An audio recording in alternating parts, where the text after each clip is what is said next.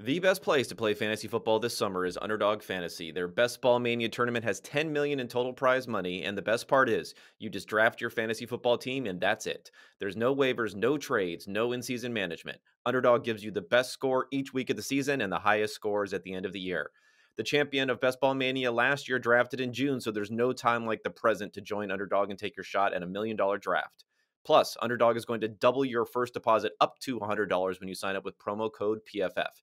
Also, if you play $10 using promo code PFF, you get a free PFF subscription.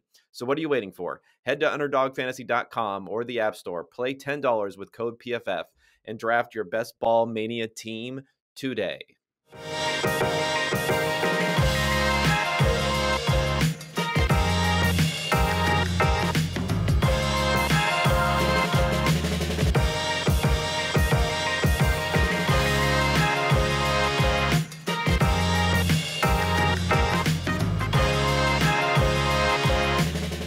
Alrighty, the Monday edition is here. It is me, Solo. Hope you appreciate the solo pods, although I know as a little bit of a knock to my ego, you guys are liking the interviews. Maybe even the interviews a little bit more than just hearing me rant for 45 minutes to an hour. So we're going to continue to bring you an interview every week. Last week, I had Josh Hermsmeyer from 538. We had our 10 blasphemous takes, which shockingly not everyone out there in the internet world agreed with, but we did get a ton of tremendous feedback on that one. So I appreciate the love there. Week before, Ron Yurko, who has worked for some sports franchises, is a professor at Carnegie Mellon, started the NFL Scraper package. And then before that, Sean Clement, who has consulted and worked with various NFL franchises. This week, on Wednesday morning, you will have in the lovely confines of your podcast application of your choice, you will have an interview between me and Adam Beard. Adam is a pretty interesting storyline. He started off doing Australian rules football stuff on the sports science side, worked with the Browns for a number of years during the RIP Sashi era, and then moved to the Chicago Cubs, another analytically inclined franchise, although baseball, that doesn't say quite as much as it does in other sports, but it's going to help us out with sports science because I need some help being able to gauge everything there. And I think it'll be a very cool interview about stuff that's a huge part of the NFL, probably even a bigger part of the NFL and other sports leagues than when we look at, to argue about some of the fourth down stuff, some of the pass run ratio, some of that stuff, high adoption rates on a lot of the sports science stuff. So it'll be great to talk to Adam about that. Okay, today, the big tease, I'll say, is I have determined who is the most powerful person in the NFL universe. But I'm going to get to that later. I'll reveal who that is. It'll be part of some Deshaun Watson talk, although I'm going to try to hit that again, sticking with the focus of the podcast from the quote-unquote unexpected angle here and not hit all of the same points that you may be hearing elsewhere. So that will come later. We'll start with more newsy sort of items, but again, trying to come at them from an angle that you're not necessarily going to hear anywhere. So the first piece of news that I want to talk about from the last week is the Cooper Kupp extension, which once again has the cap is real truthers like myself on the defensive. We're in retreat again, as the Rams not only do they stuff us in a locker, all of us cap nerds and analytical nerds in a locker when it comes to trading away all their picks, F them picks. By the way, copyright me. I was the one who came up with that. F them picks, Les Snead and everyone there. We're going to spend picks on Gurley in the past and then sign him to a big contract and then get rid of him. We're going to send picks for Matthew Stafford, the most hated quarterback amongst the nerds. A little bit of an overstatement there, but you know what I mean. We're going to win a Super Bowl, and then you know what we're going to do? We're going to go ahead and just pay everyone a ton of money. We're going to tear up Aaron Donald's 3-year contract and give him a new contract that's going to pay him $40 million more over the next 3 years for no reason, really, other than to maybe head off retirement. We're going to pay Cooper Kupp and make him having the highest at least optically, contract of any wide receiver in the league. We're going to pay out Matthew Stafford after already having paid out a ton of money to people like Jalen Ramsey in the past after trading away picks for them. They're just continuing to dunk on us, the Rams. Continuing to dunk on us. So let's talk about the details here of the Kupp contract to get the proper framing for what this is. So 3 years, $80 million is the headline numbers on this, which makes his current deal going forward now to be 5 years for $110 million. $20 million signing bonus. So it's actually a pretty low signing bonus, which I think is interesting that the Rams were not doing this deal to dramatically lower the cap hit in year one. They did slightly lower the cap hit in year one by about $1 million, but this wasn't a we need room type of deal. This was structuring it in a way where he's going to get paid a decent salary in year one. This is one of these $1 million salary in year one deals. So $35 million is fully guaranteed on this, and another $20 million becomes guaranteed next March at the start of the league year. So it's de facto $55 million guaranteed, which would be the highest amount out there. Again, when you want to look at this, probably the best way to do it is look at Kupp's number and say, let's compare this to Davante Adams, let's compare this to Tyreek Hill, two players who are also on their third contracts at this point. This is the third contract for Kupp, having it torn up a little bit early here and extended here. You could bring Stephon Diggs into the equation too, but I'm just going to stick with looking at Hill and looking at Davante Adams. So the Rams have an out in this deal where in 3 years, so after 2022, 2023, 2024, 3 years, they can get out having paid a total of $70 million, and they'll have a $10.3 million cap hit. So I think that's the best way to look at this contract. This contract isn't as skewed towards putting fake years on the back end like the Adams and Hill deals were, but I think if I was going to flip a coin right now as to whether or not 3 years from now, Cooper Kupp, they'll use this out either for leverage to restructure the deal, maybe for a little bit more team-friendly deal, or they'll straight up release him at that point. I think there's a decent chance of it happening. Not a coin flip, but a decent chance of happening. So I think that's the best way to look at this, is to say $70 million, 3 years. For math majors out there, that's 23.3333 to infinity. Million per season over the next 3 years. So if you look at the Tyreek Hill deal, and again, we talk about some of the fake years at the end of this thing. I mean, there's a $50 million cap hit in the last year of this new Tyreek Hill extension. That ain't happening, people.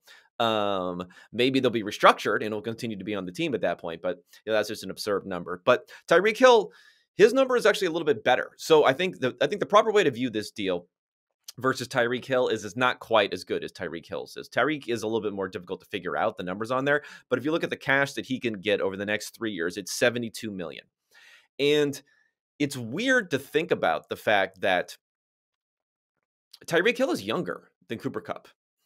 He is, Kupp is about to turn 29 years old very soon. Hill does not turn 29 until next March.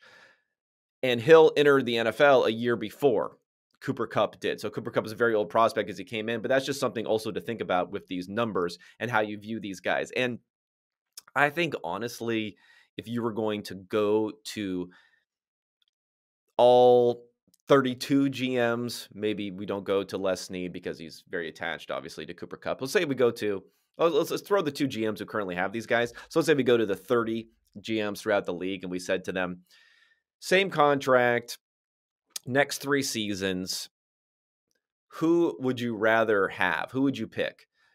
Tyreek Hill, who had a good year, but not an outstanding year from his perspective, or Cooper Kupp, who was the Triple Crown receiving winner, nailing every statistical category, shattering numbers, offensive player of the year, Super Bowl champion. I still think, 25 out of 30, maybe even higher, would take Tyreek Hill.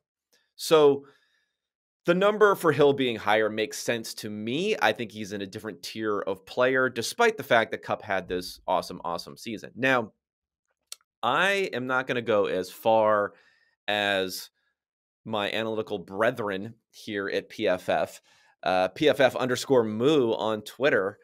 uh, Timo Risque, he had a self-reference hot take here where he says, hot take, the Raiders paid like 60% of what the Rams paid to the same player. So Hunter Renfrow got a 2-year deal, $32 million a year. And yeah, as you would imagine, Timo got a little bit of cancellation on this.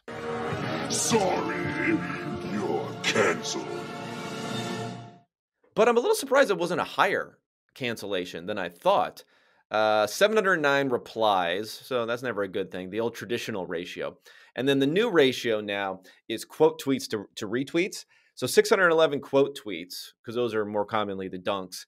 And then, but still 426 retweets, 9,000 likes. So maybe he didn't get canceled. Maybe he only got partially canceled on that one. And it's kind of surprising the fact that he's not getting totally and completely canceled on this. I know part of that is going to be, Raiders fans who have some impassioned opinions about their team who probably are liking and retweeting that. But the fact that he didn't get totally, completely canceled on this hints to me a common perception that Cup, despite being this head and shoulders above everyone else, for his results for the season, is still not going to be viewed as that guy going forward. I mean, let's remember this guy was a third round fantasy pick going into this last year, basically equivalent to Robert Woods, which I didn't quite understand going into this year. So I still don't think he's quite on that level there for Tyreek Hill. Now, if we go turn to Devontae Adams, and Devontae Adams is a little bit older, but again, came into the league much earlier. So he's a little bit older. His is going to be a little bit under 70 million over the next 3 years. And then he has a $40 million cap hit in his last 2 seasons. So you can probably wipe those away. Those aren't going to happen either. So I think when you look at where Cup came in, it's Hill, Cup, Adams. And those are actually ranked in their ages. I think it's probably ranked in their team independent talent levels, perhaps also.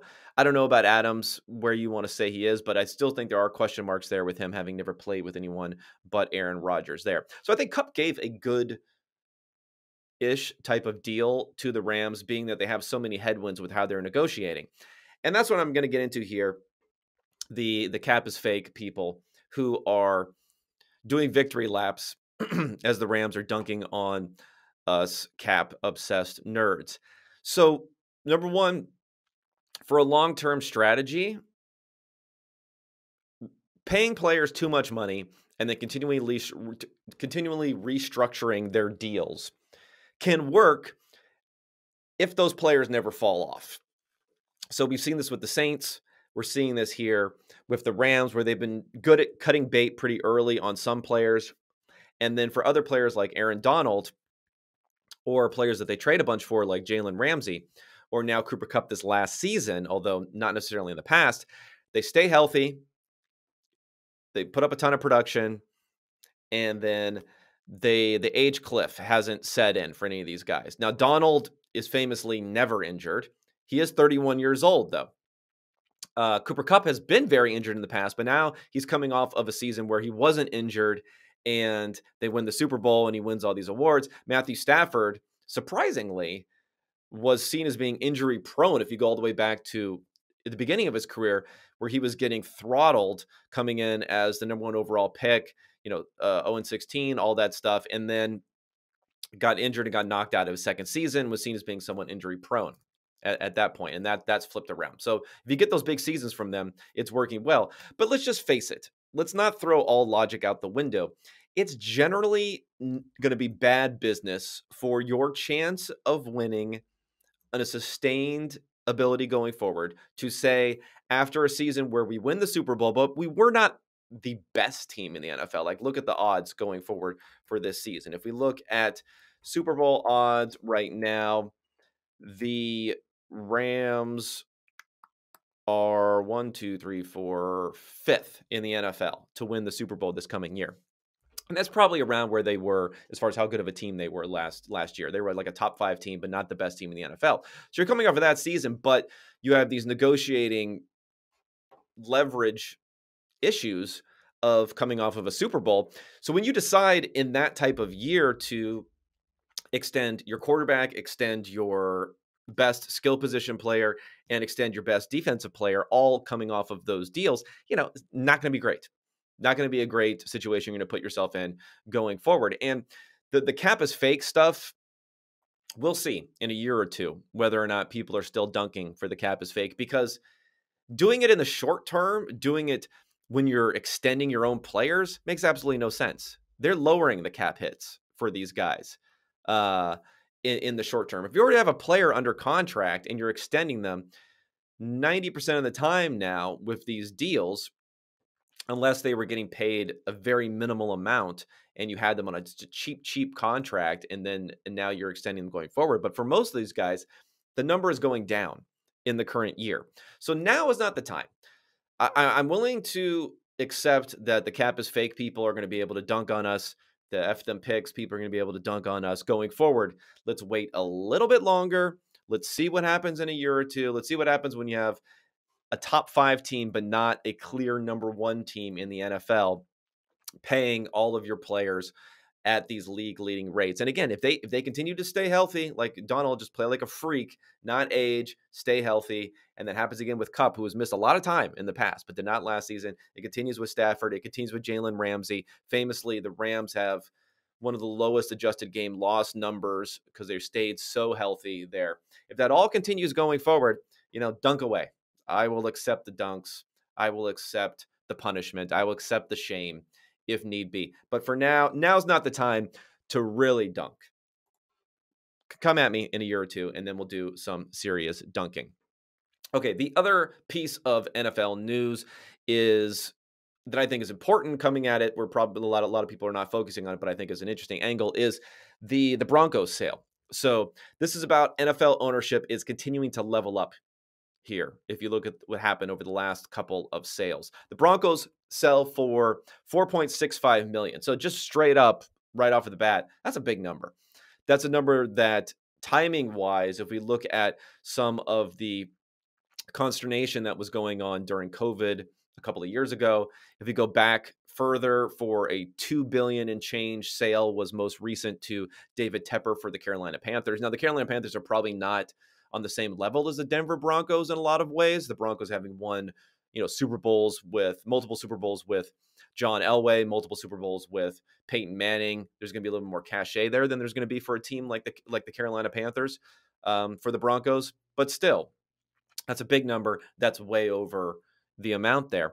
And the story for me here, and this goes back to Tepper, and it goes back to some of these other owners who have been the guys that have had some turnover over the last 10 years, is these dudes are rich that are coming in now to own these teams. And it's going to change the dynamic of the NFL quite a bit between the haves and the have-nots, between the guys who are rich, meaning they have massive money generating assets outside of the NFL franchise, and owners who are rich. I mean, they're still kind of rich, but maybe they're not like rich. Guys who are normally inherited these teams from family that acquired it when it was a much lower amount. So, for instance, Pat Bolin, who died in 2018. This is a little bit of a lower level thing here, but he passed it on to his children, did not give very explicit instructions for what to do with the team. So, ever since 2018, it's been like something's gonna happen with this franchise. $4.65 billion. Now, even though NFL franchises throw off a ton of cash, if you have 9 different siblings who are trying to figure out who's going to run this thing, who isn't, that cash will slowly bleed out, but you're not going to get paid the huge amount until there's going to be a sale. I mean, it's going to be pretty obvious. You're going to say, let's take the $4.35 billion, $4.65 billion. Let's divide that by 9 people. That's a cool $500 million per person. And they're going to say, you know what? I'll take the $500 million rather than get my 1/9 share of the operating profits for this enterprise over the next 10, 15 years. Just makes a lot of sense. It's going to happen a lot. It happens a lot when we talk about passing on assets, especially to children who probably haven't been hugely successful in their own right. to really want to hold on to the asset as opposed to go ahead and take that $500 million up front. So if you think about Pat Bowlen, I mean, it wasn't like he didn't have assets outside of the Broncos, but not like Rob Walton, the guy who's buying the Broncos. The guy who's buying the Broncos here is an heir to the Walmart fortune. He is worth $60 billion, 60 billion with a B. Pat Bowlen bought this franchise in 1984 for $70 million. So some interesting math on that, not even counting all of the operating profit that it's been throwing off for the past 38 years. If you just look at the annualized return on the franchise value, I did a quick calculation here. So 70 million turning into 4.65 billion over 38 years. That's 115% annual return for the last 38 years, annualized return. So every year you're getting that on top of all the cash that you were making on top of that. But again, going up to the leveling up and why this is important here. So Walton, who's purchasing the franchise, is worth 60 billion. David Tepper, the last franchise sale, which happened a number of years ago, to a handful of years ago for the Carolina Panthers, he was the richest owner in the NFL. So the most recent guy to buy was the richest owner in the NFL at 16 billion. So Walton is worth 3.5, 4 times as much as the current richest owner in the NFL. And the third richest owner in the NFL is Stan Cronkie, who owns the Rams, $10 billion, and he's actually married to another Walton. He bought that team in 2010, so not super recent, but 12 years ago. Shad Khan bought the Jaguars in 2012. He's worth $7.7 billion, so he's one of the top 3 or 4 richest owners out there. Jimmy Haslam is worth $4 billion. He bought the Browns in 2012. So when you look at all these guys, how it's going to change the dynamic of the NFL is more upfront cash, more guarantees, less worry about dead money, which are all trends that we're seeing throughout the NFL. Like, think about Cronkie and what they're doing here, tearing up the Aaron Donald contract and throwing a ton of money at him. Think about Jimmy Haslam and the Browns when they fully guarantee Deshaun Watson's entire contract. And a lot of owners are like, what are you doing here? Not just because of, oh, what are you doing guaranteeing a huge amount to this person who's accused of all these assaults? Like, they don't give a shit about any of that stuff. What they're saying, what you're doing is, when you're guaranteeing all this money, you're setting a precedent where you have to put all of this into escrow. You have to have all of that cash up front, ready to go, set aside once you put a guarantee on it. And that's why teams, even teams who have rich owners, they would rather hold that money than not. And what they're going to say is, we'll give you a certain amount up front, we'll have a certain guarantee, and then we'll do these rolling guarantees. So the year before, which kind of makes it a de facto guarantee because you'd have to cut someone 2 years in advance. You'd pay them out their entire guaranteed salary for the next year if you cut them, which makes that almost cost prohibitive for a lot of quarterbacks. So by doing these rolling guarantees, it doesn't force you to come up with all that cash right on day one. You're just putting that cash into escrow for a year in advance in each year. So who are the type of owners that are going to be dealing with this? Well, I think this is going to accelerate the possibility for teams to be sold, because as of right now, without a death and split between siblings, people are not incentivized to sell these teams because it's a great thing. And all of these NFL teams are profitable franchises, unlike some other sports where we've seen a lot more sales and a lot more turnover in ownership. I mean, think about some of the owners that we have in the NFL right now. Mark Davis, his dad, Al Davis, was a coach and somehow gained ownership over a team. Imagine that. Talk about having no assets. Talk about having no huge businesses outside of anything. This guy was an NFL coach who ended up somehow acquiring in the 70s the rights to have ownership over the Raiders. Now, I don't know all the details there. Someone could probably add in more to that. Maybe there's a little bit more to the story there. But anyway, Mark Davis, he poor versus these other guys as far as what cash flow and resources he can tap outside of the team itself. Jim Irsay is another one. His father sold a automobile related business and bought the team in the early 70s. I don't think he has a ton of business interests outside of the Indianapolis Colts. and the ability to pay a bunch up front again. And that I think that feeds into the Chris Ballard dynamic, not willing to pay free agents, all that sort of stuff. I think that probably feeds in a bit is what the ownership angle there. The kings of the poor, quote unquote, poor owners, the Rooneys. I mean, they have been in charge of the Steelers since their inception in 1933. So at that time, I think it was a few tens of thousands of dollars to found this team, which is now worth billions of dollars. And what the Rooneys did, where again, you might see this also for some other places. They've sold off most of their interest in the Steelers while retaining a 30% minimum that they need to still have control over the team. And they've functioned. The Steelers have functioned as almost a feeder organization into NFL ownership. Jimmy Haslam had a minority ownership there, which kind of tested him out and vetted him before he got the Browns ownership. David Tepper had a minority ownership there before he ended up getting filtered into the Panthers ownership. So that's how it's been done there. But again, they've had to sell off a lot of interest. And they're also a team that's very much known for not giving huge signing bonuses in the past, not giving big guarantees that extended out. I think the Antonio Brown contract was the first time they did that. And then they got, kind of screwed in the end on the cap hit that they had to take on that. Very much trying to play as a pay as you go type of thing because of the structure of the team and the wealth of the ownership.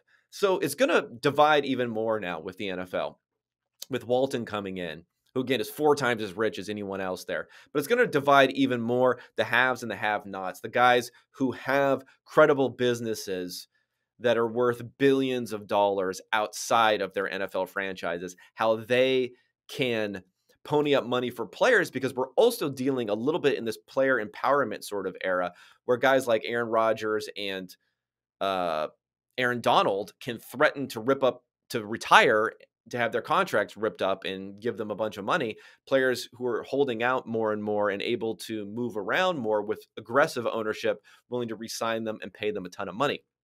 More of the have or have not is going to happen in the NFL. So then 2 things are going to happen. You're going to see this reflected in the results for some of these teams, where we're not going to have super teams, but we're going to have a little bit higher degree of talent concentrated in certain areas, especially if players feel like they can come to a team and then get paid on the back end, like these Rams players have done, getting paid for past performance in such a way that you just would not have seen that in the past.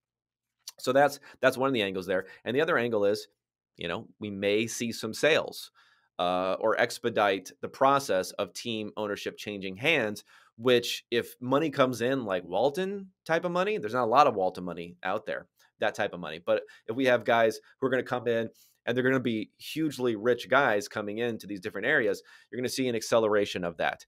But what I'm also hoping for from an analytics angle, and I don't know if we're going to get that with these teams, is also when these guys have more money to throw around, they have more money to throw around in the front office.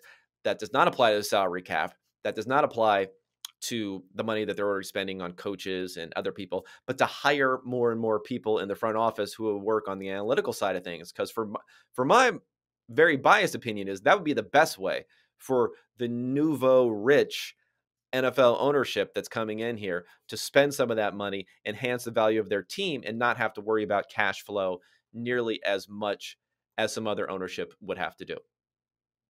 All right, let's get to another ad read here. Manscaped. Manscaped. Gentlemen, Father's Day is right around the corner. Manscaped's Performance Package 4.0, which includes their signature Lawnmower 4.0, is the perfect bundle to tackle any or all old man hair from head to toe.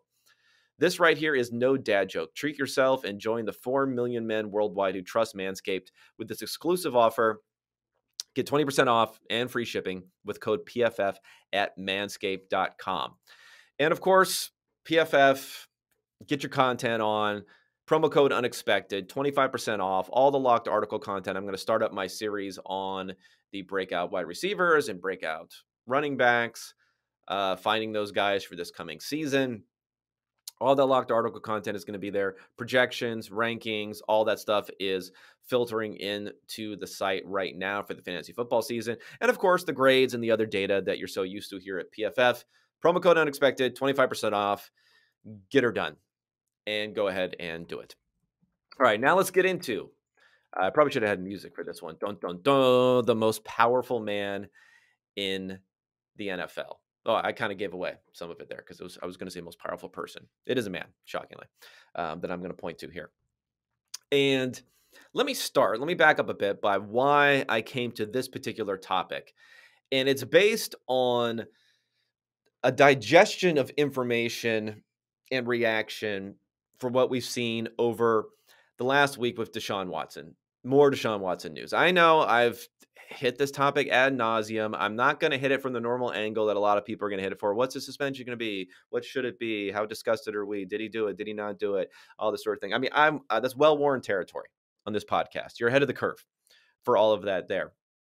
Here, if you thought that somehow this was going to just move on to Deshaun Watson sweepstakes and never have to talk about it again, uh, and the suspension would come down and we'd move on very easily, there's a lot that I've said here that has hinted at the fact that I was a little incredulous of the fact that that was going to happen. And it looks like as the drip, drip, drip of different leaks and different accusers come out with Watson, it's going to continue to be part of the news. But let me hit a couple things just up front in this Watson thing before I get into the most powerful person in the NFL. Number one, this angle of can they void the guarantees? Can they not void it? What would the Browns do? Would they want to void the guarantees? The Browns have paid Watson already on this extension $50 million. They paid out 3 first-round picks, multiple day 2 picks, late round picks, a ton of stuff here. They've taken all this grief. They've weathered the storm to a degree. Maybe they haven't fully weathered the storm yet, clearly, but they've weathered some of the storm. They went through the whole process of recruiting him. They did everything else there. Like, why would they even consider cutting him at this point? If you're willing to do all those things, if you're willing to look past 22 different accusers and the fact that he had 40 plus masseuses, we knew before this 66 number came out, before we got a couple of new accusers to bump this number up to 24, before we got this article, which didn't really say anything new as far as the directional issues with Watson and his likelihood of having done something very, very wrong. Maybe not in the eye, maybe not reaching the bar, being able to convince a jury that it's illegal, but it's very, very wrong here. None of that has changed. Okay. So thinking that the Browns would then release him, cut all of those losses just to have someone scoop him up, it seems patently insane, avoiding the guarantees. Their whole thing is minus going to jail. I don't see anything here because even if he's suspended for 2 years, he's not getting paid while he's getting suspended for 2 years. So the Browns are not even paying him. So why would they not pay him for 2 years, have him come back, and then say, you know what? We're just going to get rid of you. We're just going to get rid of you at that point. I don't think that would nearly be seen as enough of a headache from an optics standpoint. And again, I don't think he's going to be suspended for multiple years. So why was this such a big thing then last week when this story came out? When the details, like I said, going from 40 to 60 masseuses, going from 22 to 24 civil cases, going for another like anonymous account when there was an anonymous account in the past that had been reported on by the same reporter, Jenny Vrentas, when she was at Sports Illustrated. There's this new angle of the Texans and the NDA thing, but in my opinion, that's much to do about nothing. I feel like teams are just going to give whatever they want to their star quarterback, whether they know something nefarious is going on or not. They probably did not know anything. I'm gonna try to be fair to the Texans in that regard. So why was this such a big bomb drop last week in people's minds?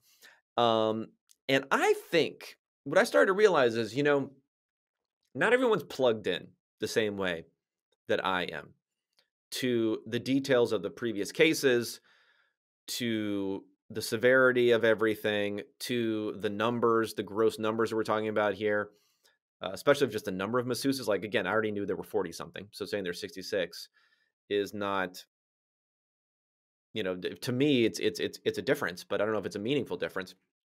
So why is that? When the New York Times report comes out here, which gets shared a ton of times here on social media and other places, why has it become a big deal? And then I start to realize that people generally got into this mode of indictment doesn't happen, grand jury indictment doesn't happen, full on unadulterated, headlong, headfirst rush from all of NFL media to talk about the Deshaun Watson sweepstakes, to put everything else in the past. So what I'm realizing now is that if you travel maybe in some of the informational lanes that I travel in, you have access to a lot of this different information that's going on here. If you don't, it starts to remind me of like how little NFL media is really talking about the meat and substance of what's going on here, especially NFL insider media. Now, there's plenty of people you're probably following who are more opinionated side, who are bringing this up and are doing others. But if we look at, the biggest people in the NFL media establishment, let's look at the Twitter feeds of Adam Schefter and Ian Rappaport. Let's take those two guys for a larger proxy of the NFL insider world.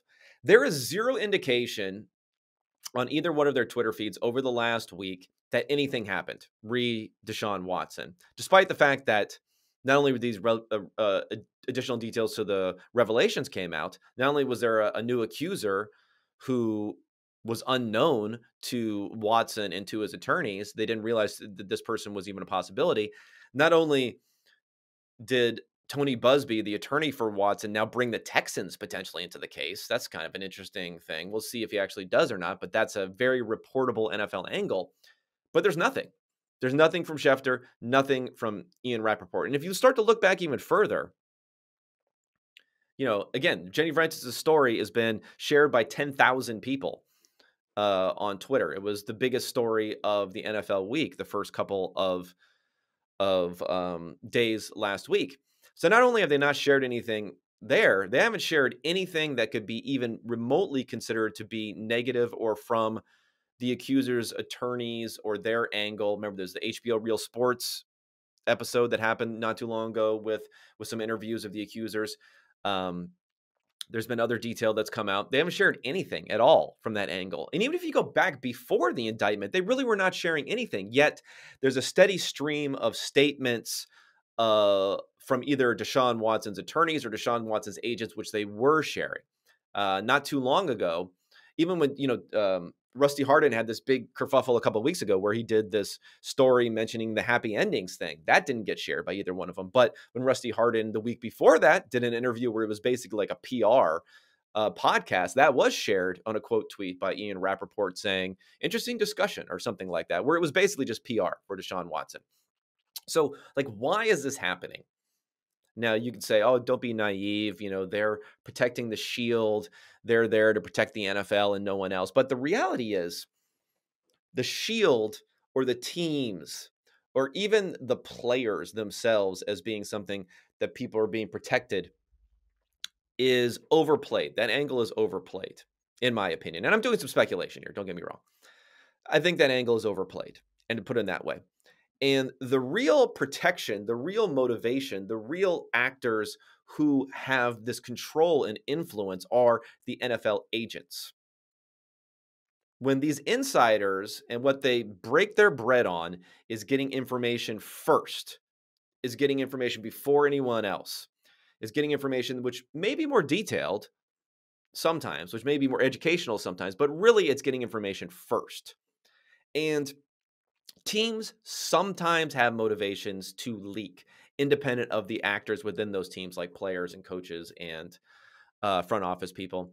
Sometimes have motivations to leak and to frame things in certain ways. But the vast majority of what these NFL insiders are getting their information from are from agents, whether it be what's going on with contract negotiations, whether players are going to show up or not, whether players are happy or not, the news cycle.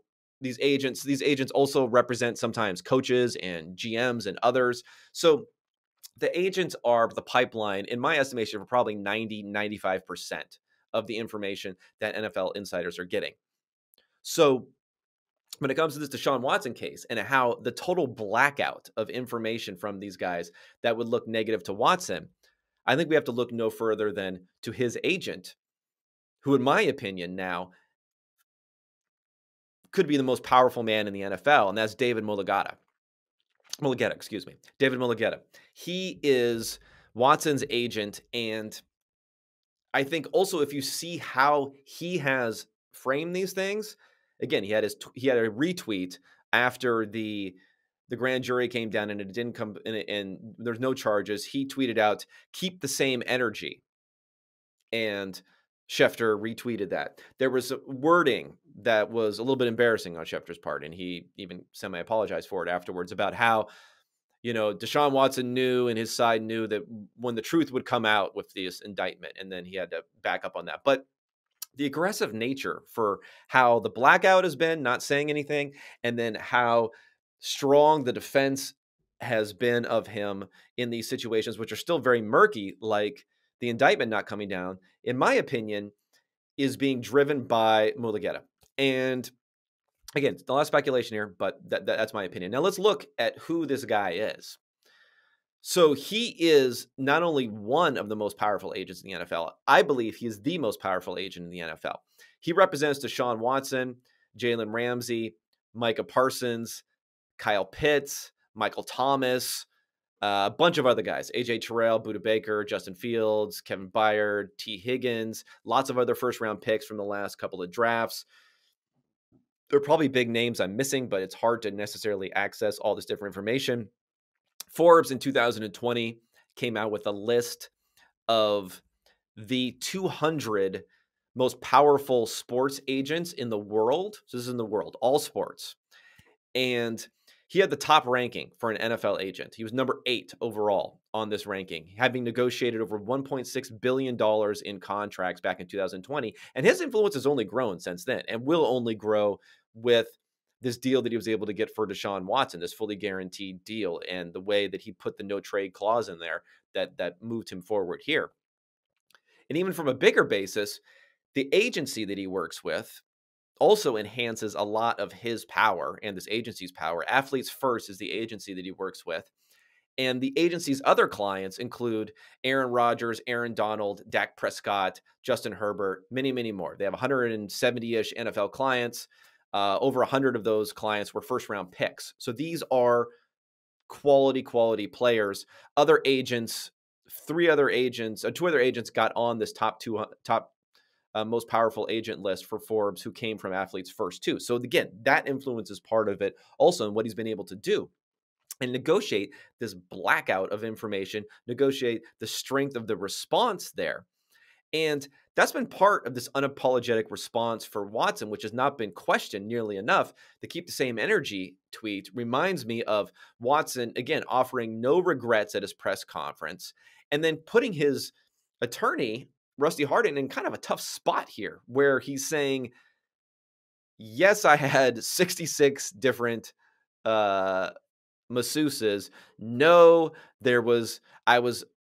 this was a real massage I was seeking, not any sort of anything else. Yes, I offended or made uncomfortable some women probably because I admit to one was crying, but no, I didn't commit any sort of crime or anything illegal there. Yes, I had sexual contact in some form or manner with a few of these women at least.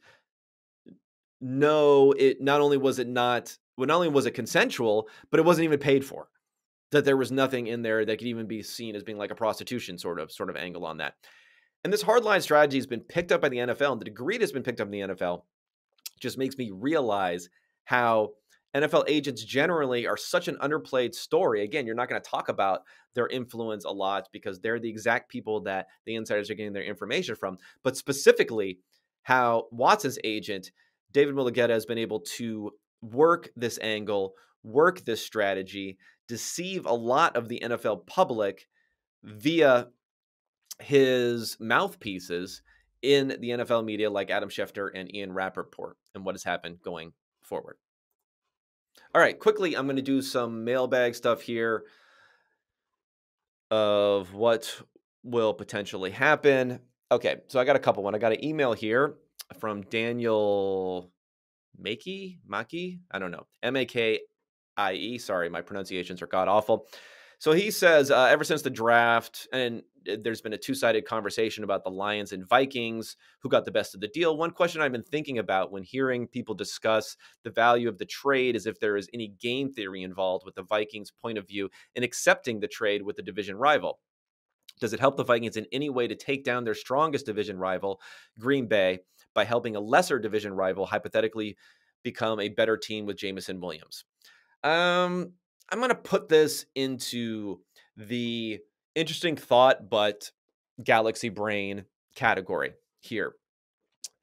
I think any way you slice it, if you are trading to a division rival and you're hurting another division rival because you're going to play them 2 times a year, well, guess what? They're also going to play you 2 times a year. So it depends on, maybe if you wanted to really galaxy brain this, it would be you're not planning to compete in the short term. A rival is planning to compete in the short term.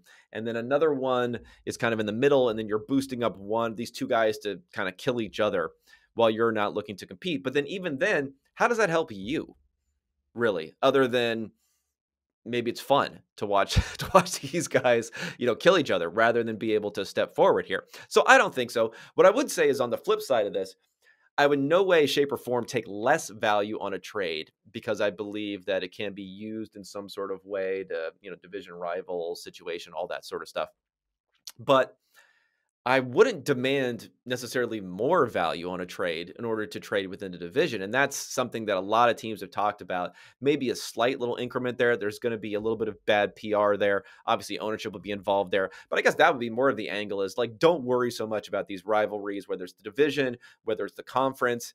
Yeah, if your guy is eventually going to be facing your team, the guy you trade away, in the late rounds in the conference championship or something like that, versus in the Super Bowl if they were in the other conference, whatever, that's fine. It's plenty of good risk to take versus getting the best possible trade on what you're going to do. So I know that's not quite the angle of what I was being asked, but I would say it's a moot point trading within the division or not. And that's how I would view all these different things. Okay, Michael Shea from YouTube. Oh, I also say, if you want to email me, as Dan did, kevin.cole@pff.com, go ahead and do that. YouTube is probably the second best place to get something here. Also, Apple Podcast reviews is a place that I check, not quite as often, but I check sometimes. Michael Shea from YouTube says, could the same thing be said about asking about paying premium contracts to tight ends? Could the same thing be said about top end safeties premium contracts, about paying tight ends? Maybe not the top 3 safeties in the league, but the top 5, 10 guys.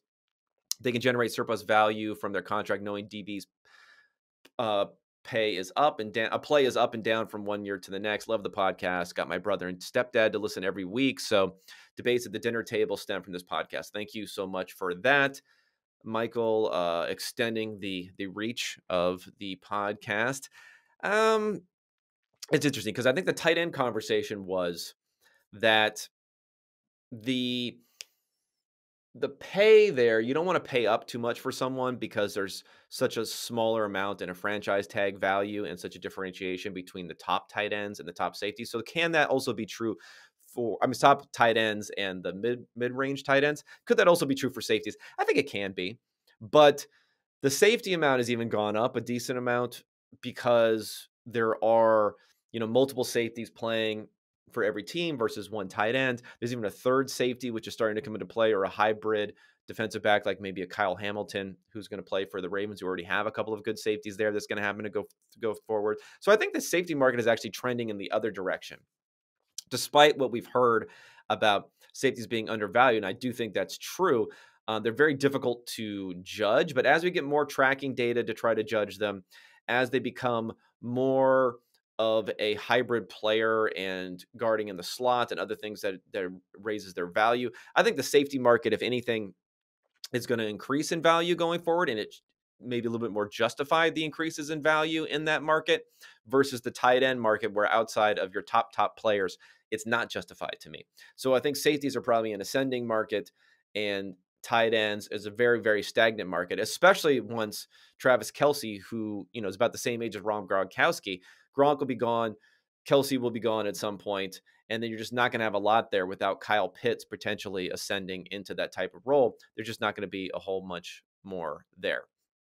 Okay, those are the 2 mailbag questions I will hit for today. Otherwise, send me some more on YouTube. Send me some more, kevin.cole@pff.com. I will get to it, and I will be back with you Wednesday morning in your podcast applications, an interview with Adam Beard, everything sports science and how it is transforming the league. Until then, everyone, thanks so much for tuning in. I'll talk to you then.